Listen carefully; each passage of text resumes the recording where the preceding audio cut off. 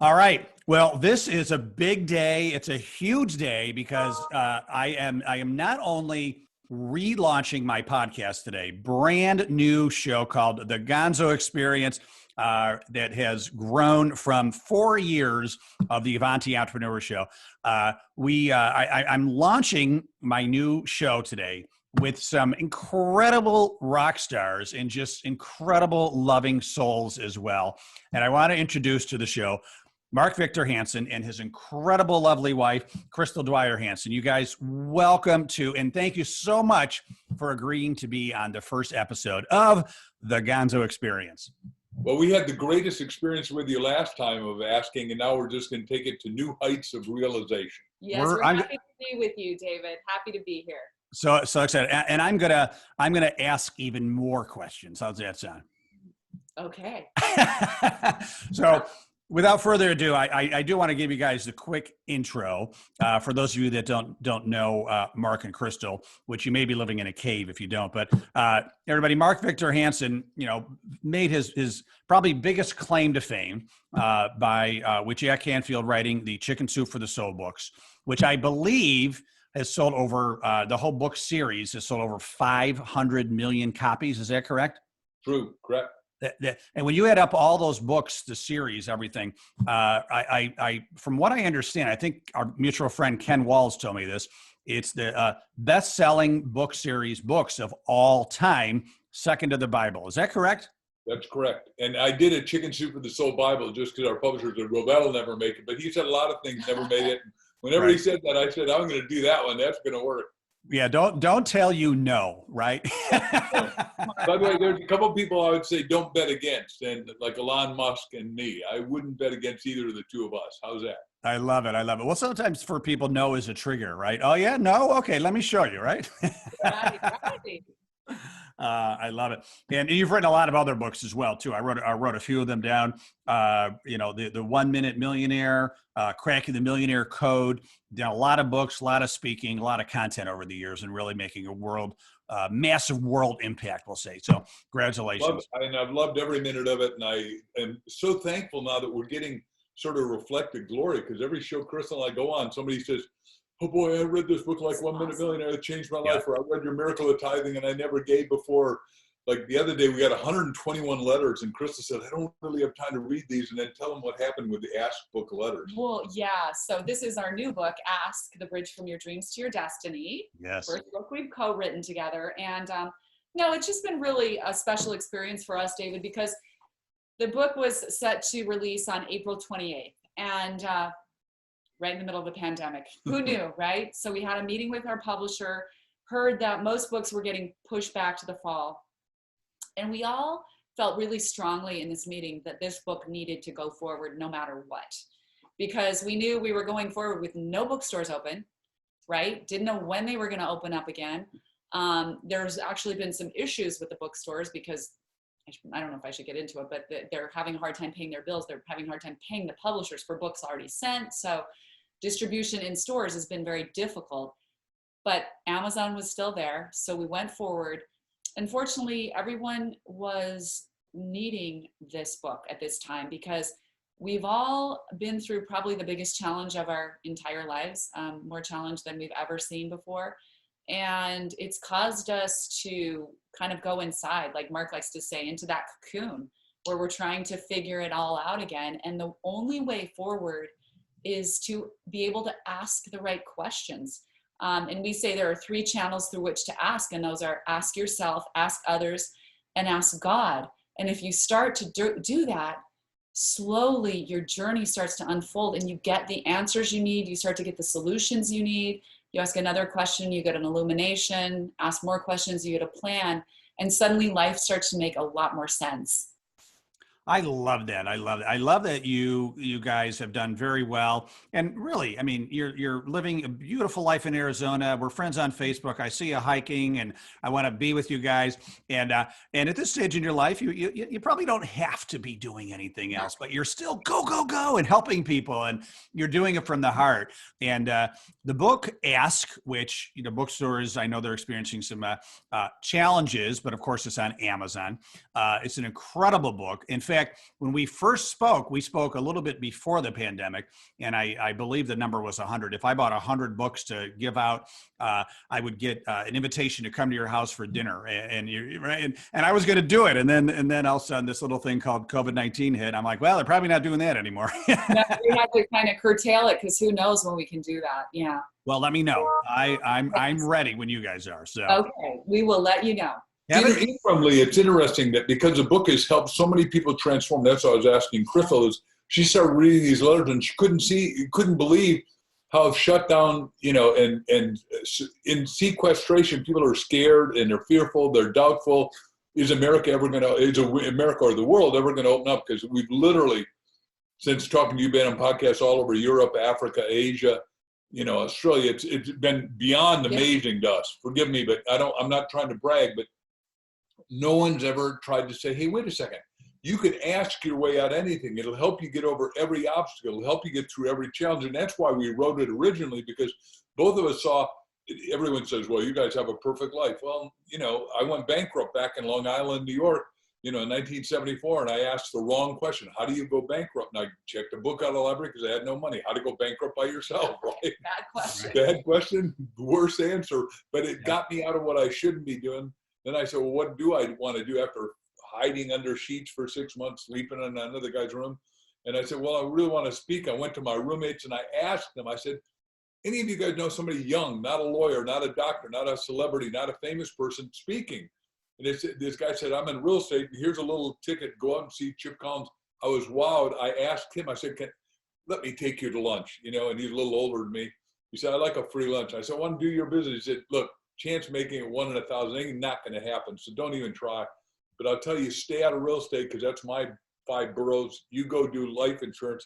I did that. And then I got asked, everybody in the audience asked, do you have that story in a book? So I did my first book and I tripled my income. I sold 10,000 copies of a book called Stand Up, Speak Out and Win from the audience. And everybody wanted an autograph. I said, this is my bestseller. I didn't lie. I didn't say it's a national bestseller, a New York Times bestseller, an international bestseller. It was mine. Everyone, I thought I'd died and gone to heaven. I made $200,000. 1974, that's like $2 million. I said, I'm in the book business and I'm never going to stop, and I haven't. And boy, did you take that seriously. Now let me unwrap it for everyone listening. Every one of us has got to pivot. We got to reinvent and rethink and rebuild ourselves. And the only way, Crystal and I see it in after now having talked to hundreds of thousands of people, if not millions, on podcasts, is if people are saying, hey, wait a second, your book has all those questions. And when I started asking myself, and then we're asking, buddy up with one other person, talk through like we do. We do an hour of prayer, meditation, and questions with each other, and did this morning. We're consistent and congruent. We're asking others to do it. And these people are waking up and unfolding the greatness in their own life, coming out of their cocoon into a butterflyness, metaphorically. Oh, I love it. I love it. Well, and it's such a simple concept to ask, but people just are either they're afraid of it or they just want to avoid it, right? Because it means sometimes they have to ask difficult questions, right? Difficult situations, right? And they're tough. I spoke to a class last night, a college class, and then at the end I asked if there were any questions. And then one of the students asked me, said, I really want to learn more about how to be entrepreneurial within a company. Are there any companies in Rochester, that's where we are, hiring that people that certainly want to work for a company, but also be entrepreneurial? And I said, that's a great question. And I'm going to give you a one-word answer. Ask. And I mentioned your book as well. And I said, here's what you got to do. I said, you have to start making phone calls and making visits, and you got to bring a notepad and a pen, and you are an investigative reporter right now. I said, you need to go on an asking tour, because I said, I don't know. I said, I'm sure there are, but you need to go on an asking tour and find out what companies in Rochester are open to these type of opportunities. And it was and the professor was like, oh, right on, David, and I sounded like a genius, but it was just a one-word answer that really I remembered from your book. Isn't that amazing that it really lit him up? It's such a simple concept, but it's something we forget. It's something that's been shut down in most people, like you said. And that's why in the book, Mark and I wrote about the 7 roadblocks to asking, because what we discovered is that all of us have at least one, if not more, of these roadblocks, David. And it's so important that we recognize which of those roadblocks we carry inside of us. so that we can get to our asking journey and start to sort of unleash those dreams that are in our hearts, because that's the way we do it. That's why we said ask is the literal bridge from your dreams to your destiny. And we can go through the roadblocks if you want. Yeah, I was going to ask you to give me some of those roadblocks. That'd be great. Yeah, so the first one is unworthiness. You know, so many people carry that unworthiness, that subtle, you know, it's conditioning from our childhood, early years, where we just don't deserve better. You know, we just either aren't good enough or we don't deserve better. And we have beautiful examples and stories of each of these roadblocks and how people recognize them and overcame them. And the beautiful thing about stories is they're like metaphors for all of us. It's metaphor is a pattern we can recognize in our brain. So we start to learn these lessons and start to, you know, adopt those patterns. The second one is naivete. And this is a really big one because, well, I'll just tell you the story behind it. When my children were very young, we hired a woman from the Philippines who used to take care of us and the kids, and she cooked these wonderful meals from the Philippines. Well, one morning she shows up with this fruit, cuts it up in a plate, and says, taste this. It was this juicy orange fruit, and I tasted it, and I go, Melda, that is the best fruit I've ever tasted. What is this? And she goes, it's mango. And I was like, how come I've never tried a mango before? I thought I was so worldly at the time. I traveled all through Europe and done all these great things. And I'm like, I've never had a mango. And I go, where did you get these? Thinking she imported it from the Philippines. And she goes, at the grocery store. And I'm thinking, how have I been passing the mangoes every time at the grocery store, right? Yep. And it made me think, what other things am I passing by every day? Because I'm naive. I'm not even aware they're there for me. What other people am I passing by that could become this wonderful friend, this wonderful colleague, a business associate, a wonderful connection in some way, right? What experiences and opportunities am I passing by? Because I'm just naive. And I think that goes back to that childlike curiosity. You know, we shut down our childlike curiosity, so we stay naive. We have to open that up again and start wondering about everything. Who, what, when, where, why. That's how we're all born as children, right? We come into this world wanting to know everything, having this insatiable curiosity, and we want to ask for more and more and more. And then over time that gets shut down, because whether it's parenting, you know, stop asking questions, or school, you know, sit down, only ask when you're called on, and, you know, business, rejection, just life's rejection in general, we start to pull ourselves back and we stop wondering and we stop being curious and we stop believing that we deserve more. And it's such a sad thing. The next one is doubt. And that's just sort of that subtle gray area where people just kind of go, I don't think this is going to turn out well, so I'm not going to even try. I'm not going to ask. The next one is excuses. And that has to do with, you know, we've all known that person that just has this stubborn pride. You go, hey, why don't you find out? Or why don't you ask this person? They go, no, I don't need help. No, I'll figure it out. I got to figure it out, right? And those are just excuses to getting what you really want. So it's important to let go of that stubborn pride, sort of what you were talking about before. And then, of course, there's just fear, the absolute sheer terror of rejection. And I think people are so fearful of asking because, you know, it's almost like if we get rejected, we're losing love or approval. And it's just hard to tolerate, you know, there's just that much terror about rejection. And the next one is pattern paralysis, where, you know, I think we've all been at that place in our life or seen people who we get into this pattern and we're doing the same thing again and again. We did the same thing last week, last month, last year, the year before, and we're going to do it next week, next month. And it's not really working, but we're so stuck in our pattern. We never ask ourselves, is this working? Why is it not working, right? It's just this pattern paralysis where we're not getting the results we want, but we're in the pattern and we're paralyzed by our own pattern.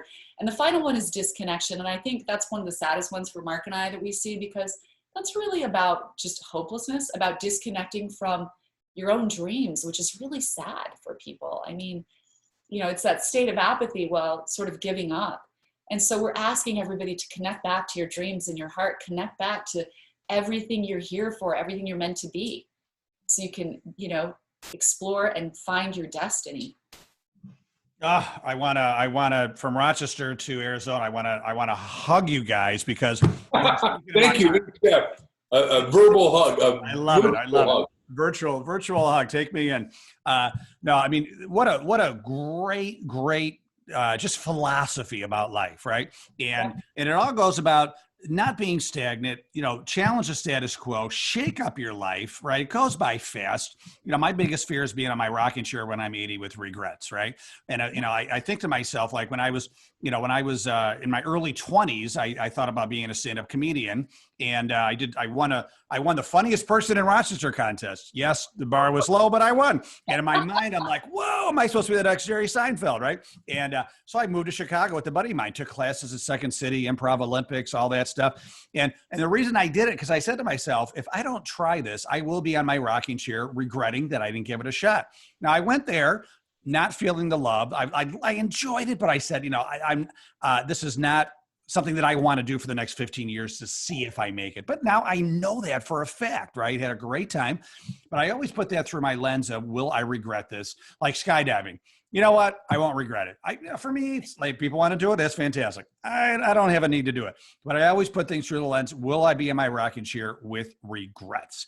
And I'm 51 now. And I know people that have not made it to 51. Right. And it's like, I got to go for it. Right. I got to just, whatever my dreams are, I can't, I don't want to see what I did yesterday. I want to see, like, how can I shake things up and see what I can do for tomorrow. Right. And that's why I'm loving what I'm doing with this podcast and talking to great people like you. You talk about the mango. You reminded me when my kids were real young. We have Wegmans here in Rochester, big grocery store chain, tons of great fruits. And my kids would be like, what's that fruit? And I'm like, I don't know. We'd buy it. We'd try it. It was like, oh, it's a Chinese pear or whatever it is, we started what we called a fruit of the week experience. We would just try like fruits that we had never heard of or seen before. We finally ran out. We finally tried them all, but some of them were gross. Some of them were great, and then we implemented into our life. But what you're saying is we incorporated new things into our life. We put, I like to say, putting fresh new water through the gills, right? To keep life experience, just an experience of incredible life, right? Eleanor Roosevelt, right? Do something that scares you every day, right? She sure did, and she, being with Franklin, did that. And yes. We're going to give her help when this finally opens up. Yeah. He was a scary guy, right? Well, he was president 12 years and had colossal problems. But back to what your metaphor was, when my little daughters were little, like 3 or 4, I'd carry them in my backpack and go to the grocery store, and I'd tell them what every fruit was, because I really believed what my teacher, Bucky Fuller, was saying, is that whatever number it is, 70 or 80% of IQ is settled by 4 years old. So if the kid knows this is an orange and this is a grapefruit, and obviously the kids have grown up and done exceedingly well intellectually. And it's exactly what you say, but it's because I was asking them, and I remember distinctly, based on what you just said, and I've never shared this before, even to my own wife, that a lady comes up to me and says, "You are wasting your time." I was so startled, because I thought, why are you talking to your kid? The kid's not getting it. I said, no, the kid's getting all of it. You didn't get it as a kid, I'm sorry to say.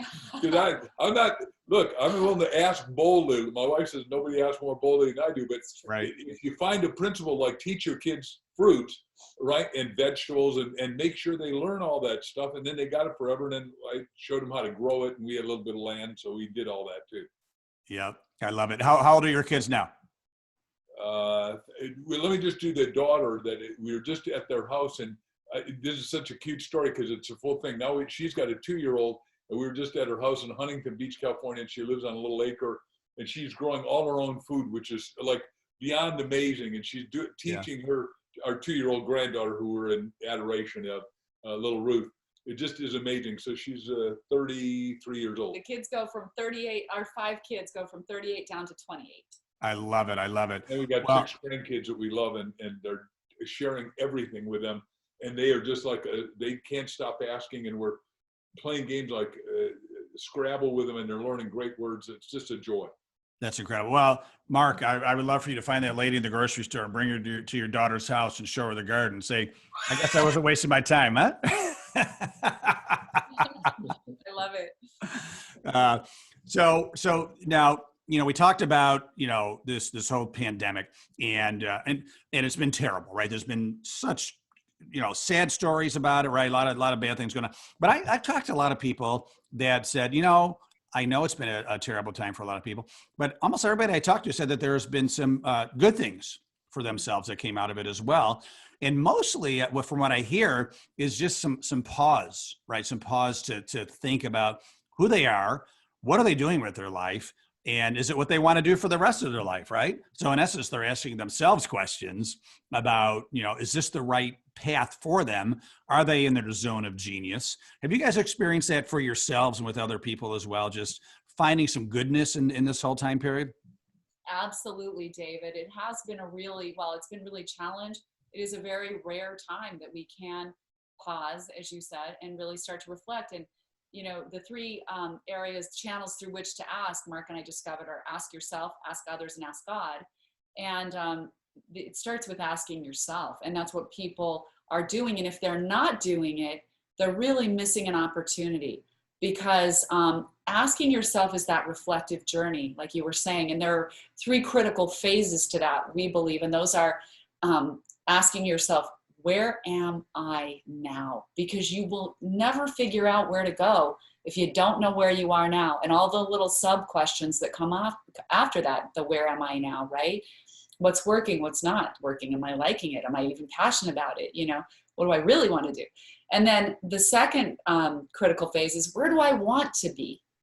And it's startling how many people, as a coach, when you sit and ask them that question, they really have never contemplated that. Where do I really want to be? And if you don't ask that question, you'll never create the right architecture for your life to get what you want. So all those little questions that come under that, and it's sort of like imagining, like, if I were at my ultimate success, what would I be doing every day? Who would I be talking to?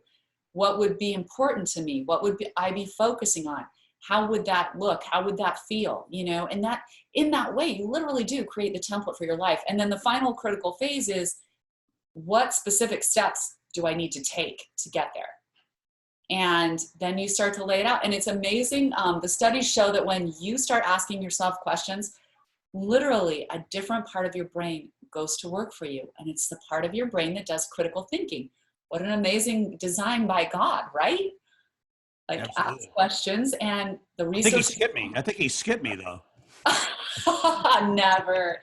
No, look at you. You ask the questions, and you're even, you created this amazing, like, what's a more dynamic name for your podcast? I love Gonzo, because I think people need to have fun. I think you're turning this into, a more fun, humor filled podcast, because we need to do that. We need more love, more energy, more humor. Who doesn't need that, right? Yeah. Well, thank you for that. I appreciate that. There's people that ask a lot of questions, right? But then they don't do anything with the answers, right? And that's sad, right? Like it seems like they want to do something, but something is holding them back. And I have a friend that calls those people assholes, right? Well, we got somebody in the book that wrote just the opposite. She says, read it down board, get your ask in gear. I like that. Yeah, absolutely. So we're saying you've got to ask with belief, and then you almost got to have a buddy that you ask for. So we're saying, look, get a copy of our book, Ask, probably from Amazon. It's the easiest, fastest, and buddy up with somebody. Go through all the questions, because they will hold you accountable for what you say. And then if it's in writing and you trust that there's going to be an answer. But what somebody said to us on a podcast this morning that was just illuminating to us is, the Bible says, ask and you shall receive, knock. No, seek, and then knock. And if you look at those three words as an acronym, it's ASK. Oh yeah, look at that. ASK. So you got, and knock. Sorry. So you got to act to get there. By the way, I've never done it before. I heard it this morning, and my mind is going through. Yeah, no, I'm following you. That's fantastic. Yeah, well, it is fantastic, because it was illuminating to me to see somebody else put it together. Yeah, I think that's super fantastic. That's very creative. So listen, you guys have been super fantastic to me, to the world. It's so great to see, how much you are not only giving to the world, but giving to each other.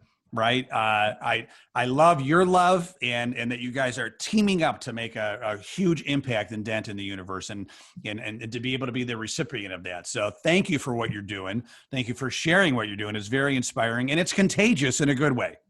Thank you. Thank you, David. Well, we're so happy to be here to share it. We want to be positively contagious because we're reverse paranoids. We think people are out to benefit us. Yeah. I like that. I like that. How is this person going to help me? Right. Right. What are they up to? Right. Yeah. Getting around every corner. Good news around every For everybody though, right now, because we're about to come out of this thing and it's going to be better than ever.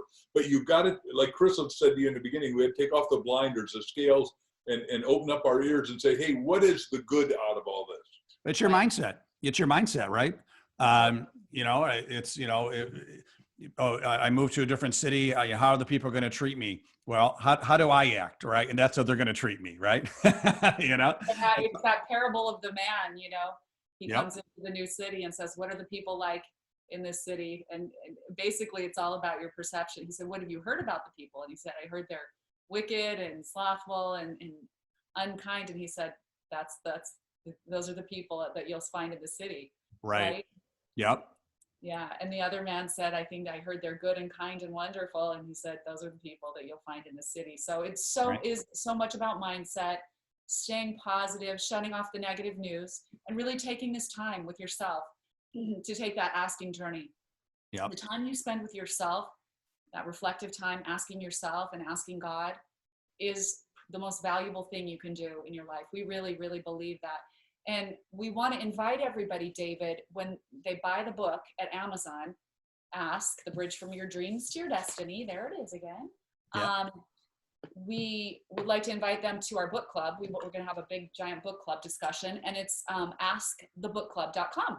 Oh, beautiful. So once you buy the book, go to askthebookclub.com and ask for an invitation.